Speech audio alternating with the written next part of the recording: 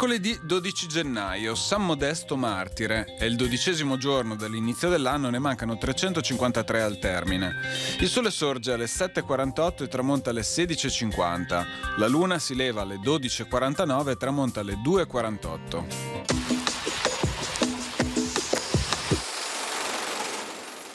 Sono decapitati Veneranda Porta e il suo amante Stefano Fantini.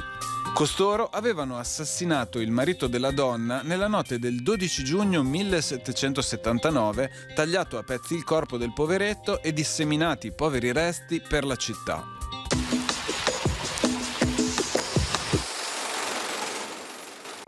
Le previsioni per domani. Permangono condizioni di tempo stabile, con cielo sereno, possibile qualche nebbia nelle prime ore sulla pianura sud-occidentale. Temperature stazionarie in pianura e nei valori minimi nelle valli, in aumento sulle zone montane, specie in quota. Residui rinforzi di bora sulla costa meridionale al primo mattino, in seguito venti deboli occidentali. In quota venti tesi, a tratti forti nord-orientali.